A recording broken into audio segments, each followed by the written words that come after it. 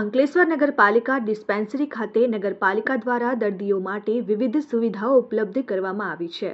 ત્યારે નગરપાલિકા દ્વારા દર્દીઓ માટે વધુ 2 સુવિધાઓ ઊભી કરાઈ છે. ડિસ્પેન્સરી ખાતે ઇસીજી મશીન અને ચામડીના મસાકણી તેમજ ઓપરેશન દરમિયાન વપરાતા કોટરી મશીનની સુવિધા ઉપલબ્ધ કરવામાં આવી છે. ત્યારે આજરોજ ડિસ્પેન્સરી ખાતે આ બંને મશીનનું નગરપાલિકાના પ્રમુખ લલિતાબેન રાજપુરોહિતના કારોબારી અધ્યક્ષ નિલેશ પટેલ તેમજ ડિસ્પેન્સરી કમિટીના ચેરમેન હિરલબેન પટેલના હસ્તે લોકાર્પણ કરવામાં આવ્યું. આ લોકાર્પણ પ્રસંગે ડિસ્પેન્સરીના medical officer doctor Digant Parmar, પાલિકાના સભ્ય સંદીપ પટેલ સહિતના સભ્યો અને ભાજપના હોદ્દેદારો તેમજ ડિસ્પેન્સરીના કર્મચારીઓ ઉપસ્થિત રહ્યા હતા. આજ રોજ નગરપાલિકા ડિસ્પેન્સરી ખાતે ઇસીજી મશીન અને કોટરી મશીનનું લોકાર્પણ કરવામાં આવ્યું. આગળ પણ અમે એવી સુવિધા ઉપલબ્ધ કરવાની ખાતરી રાખી છે. એનો પ્રજાજનોને લાભ લેવા વિનંતી.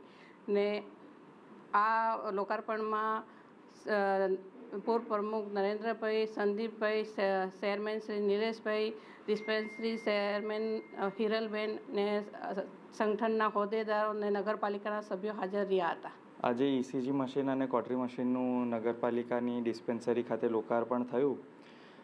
ઇસીજી મશીન દ્વારા નગરજનોને છાતીની પટ્ટી, જે સામાન્ય ભાષામાં જે લોકો જાણે છે, તે કઢાવી શકશે અને કોટરી મશીન દ્વારા ચામડીના મસા અને કણીનું નિવારણ થઈ શકશે.